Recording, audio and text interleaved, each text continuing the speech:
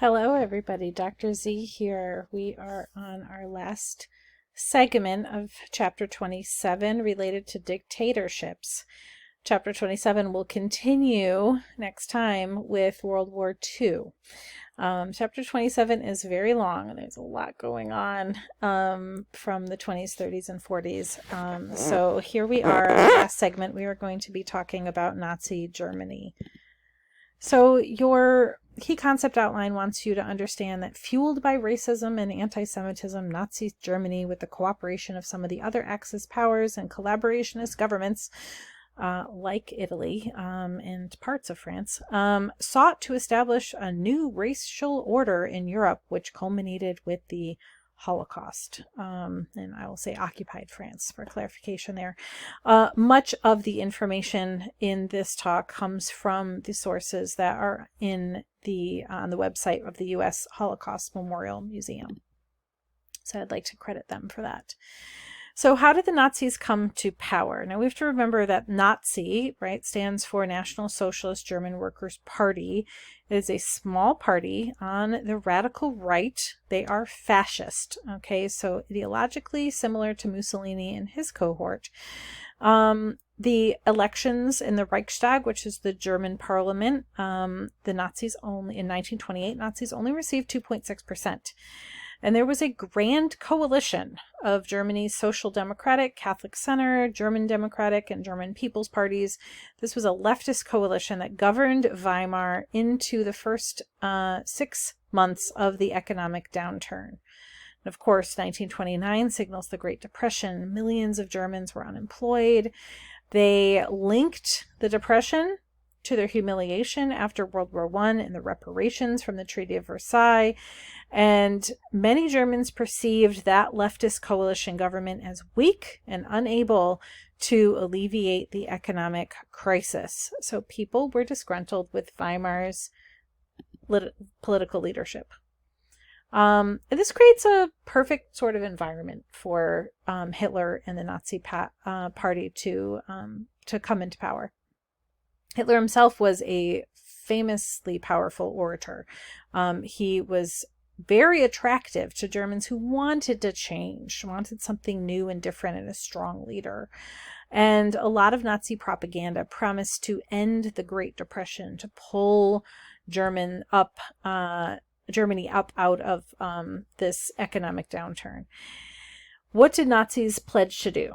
Restore German cultural values, right? They saw themselves as sort of, preserving German cultural identity, to reverse those horrible provisions from the Treaty of Versailles that they perceived to be so unfair.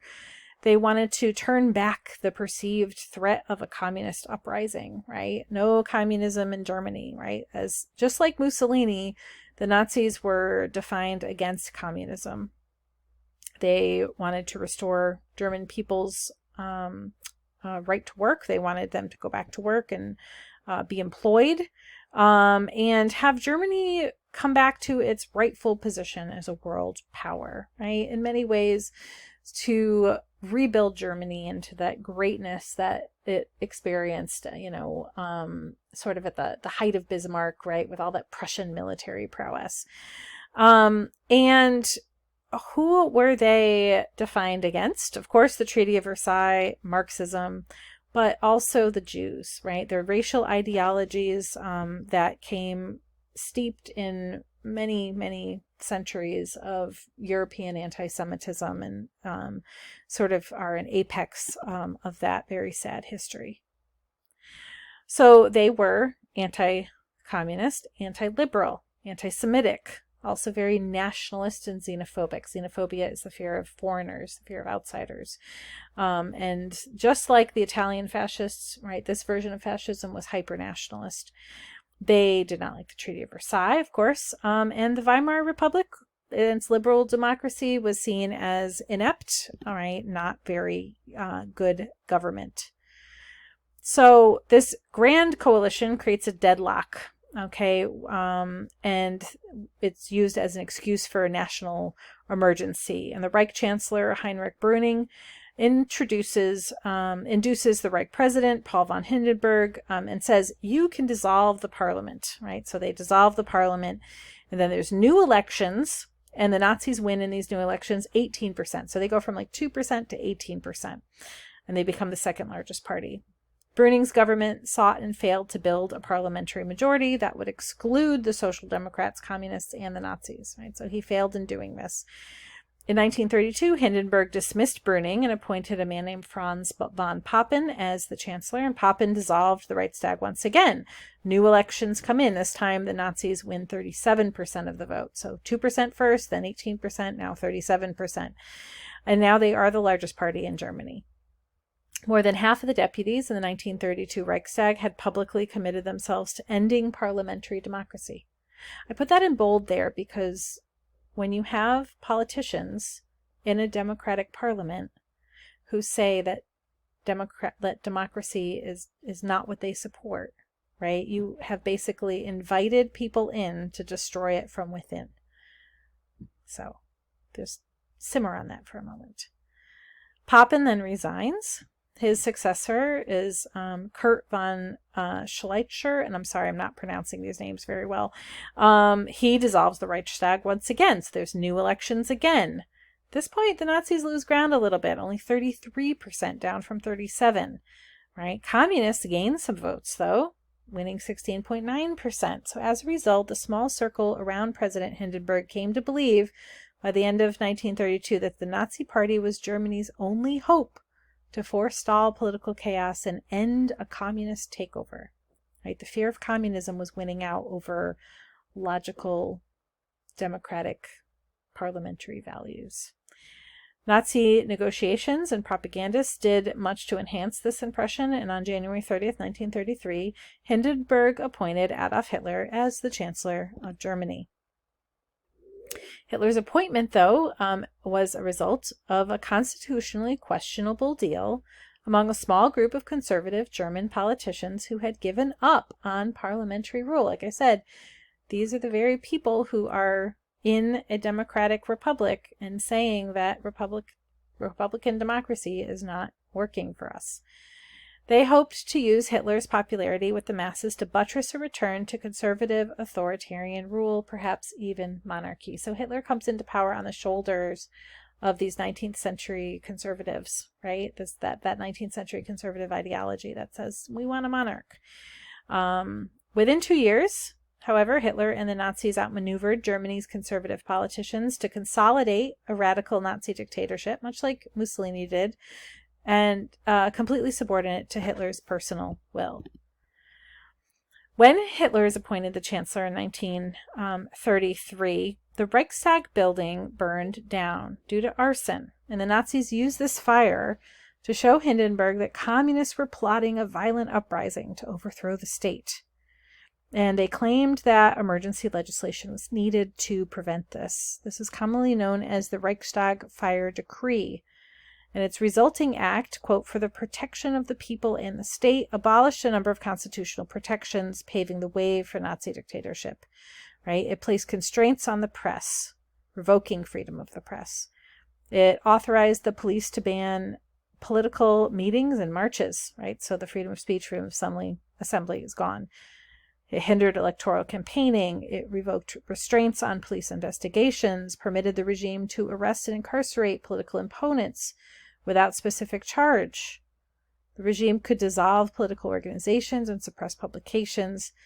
The central government had the authority to overrule state and local laws and overthrow state and local governments, right? Centralizing, consolidating power. Communists had not yet developed any plans for an uprising. That was the truth of it, but the propaganda and the fear of a communist takeover convinced many Germans that Hitler's decisive action had saved the nation from Bolshevism. So the Reichstag fire leads to the Enabling Act, which is a law to remedy the distress of the people. In 1933, after the fire, right, it's passed and proclaimed the next day. It said that it became the cornerstone of Adolf Hitler's dictatorship. The act allowed him to enact laws, including ones that violated the Weimar Constitution, without the approval of the Parliament or Hindenburg. So, in sum, right, we have the Depression, leading to Brüning as chancellor, and then von Papen, right? And then Hitler becomes chancellor, and then we have the Reichstag fire, and then we have the Enabling Act, right? That's sort of the path to power for the Nazis, right? Here's an example of some of that propaganda, right? Our last hope is Hitler, right? Like the Balila, they also, in Italy, they also, in Germany, looked to the youth, and Nazi youth groups were very, very important. The German student fights for the Führer and the people. Nazi propaganda was intensely anti-Semitic, right? And here's a piece of propaganda, right, saying that behind the communist government of the Soviet Union on the right, but also the Americans and the British democratic governments, right, that, there's this, this Jewish undercurrent, right, that are manipulating these countries. Here's another one that looks very almost romantic in its style, right? But you'll notice that it also looks a bit religious, right? And a little bit Roman as well, right? And here's Hitler in a rally saying, "Give me 4 more years of time." The Nazis also, like the Italians with ONMI, also had the support of the aid organization called Mother and Child, that had very similar values to ONMI, right? With the idea of, women really need to be cranking out the kids and having as many as they can. One of the biggest questions, though, for historians of this period is the idea of how did Weimar, which was a liberal democratic government, one that was actually, in many ways pretty functional, lead to an entire nation of people who were willing to commit the atrocities of the Holocaust. And, right, so how does a nation of sane democratic individuals, right, go into become so fascist, right, and so able to then commit those atrocities? Michael Burleigh approaches this with what's called the railroad bridge thesis. You want to imagine a railroad bridge built brick by brick, right? And a train is going across it, and the train is a metaphor for the movement of time, and the people on the train are perceiving the movement of time, right? Now you want them, they will notice that you're rebuilding the bridge if you stop the train and you rebuild it in front of them.